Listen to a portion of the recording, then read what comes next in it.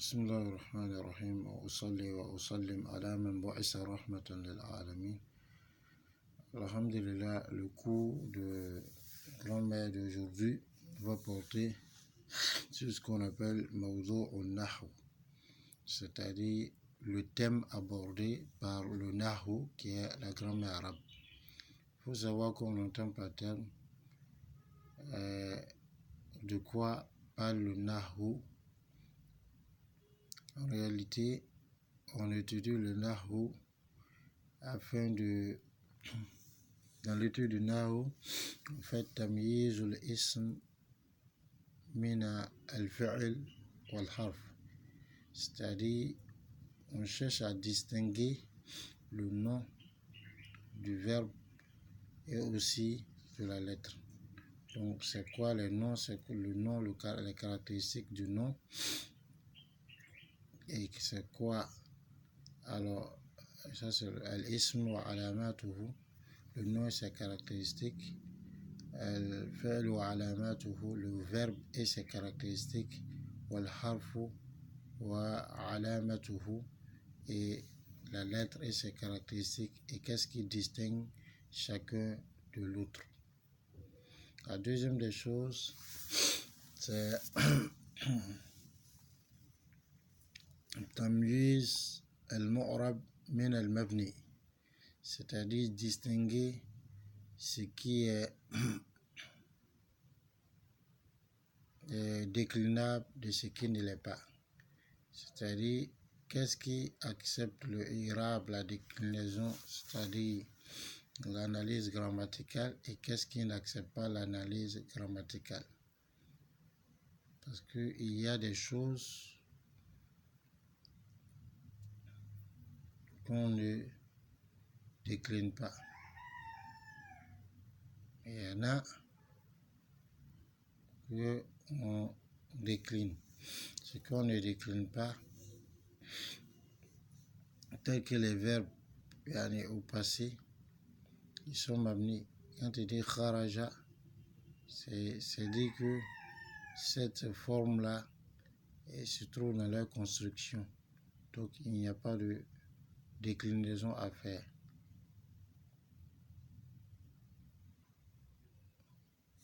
كذلك on distingue dans l'étude du grammaire al-marfou' du al-mansoub, de al-majzoum, de al-makhfoud ou bien al-majrour. Al-marfou' c'est le cas sujet. Très souvent, ce qui permet de distinguer ce cas sujet, c'est la dhamma, mais elle peut avoir un remplaçant.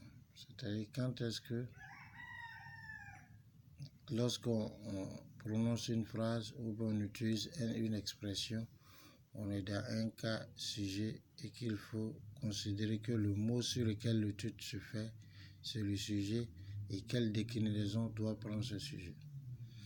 Ou bien, al-mansoub, c'est le cas direct, c'est-à-dire là où on l'a fait au COD. Al-majrour ou bien al-makhfoud, donc le COD, mansoub, ça pour signe distinctif la fatha, mais qui peut avoir aussi alors des substituants.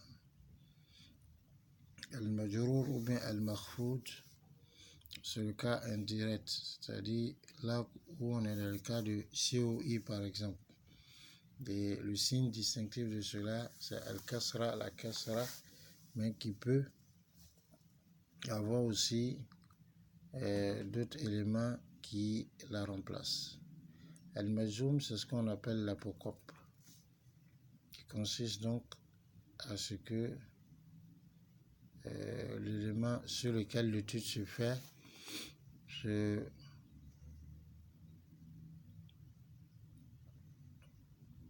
l'élément sur lequel l'étude se fait, alors prenne une soukoun à la fin, comme les verbes à l'impératif, idrib par exemple, ou bien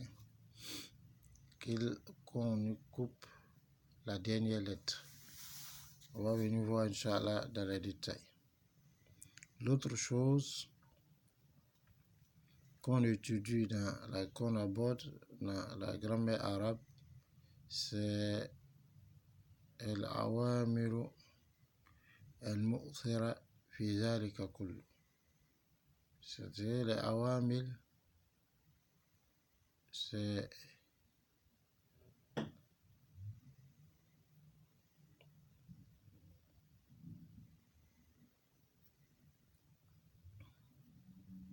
tu vois,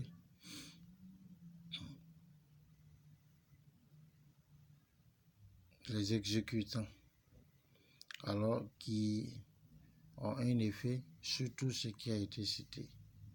Quand on parle d'exécutants, on peut avoir affaire au nom, on peut avoir affaire au verbe, on peut avoir affaire à ce qu'on appelle mubtada au khabar, ainsi de suite. Donc, ces exécutants-là, et l'effet qu'ils ont sur, par exemple, ce qu'on appelle al-mu'rab ou al-mabni, ce qui est déclinable et ce qui n'est pas déclinable.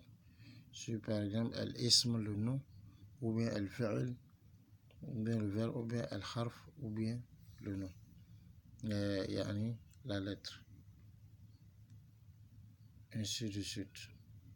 Donc voilà un peu ce que, de façon globale, la grammaire arabe traite comme sujet.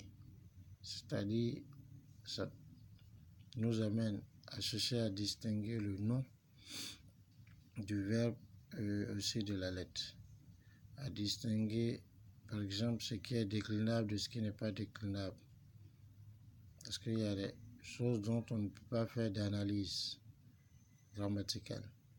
Chercher à décliner ce qui est cas sujet, ce qui est cas direct, par exemple COD, ce qui est cas indirect, par exemple COI, et aussi ce qui est apocope, comme on va venir voir dans les détails, la définition de chacun de ces termes. Alors nous accorde la bonne compréhension. ربنا آتنا في الدنيا حسنة وفي الآخرة حسنة وقنا عذاب النار وصلى الله على نبي الكريم.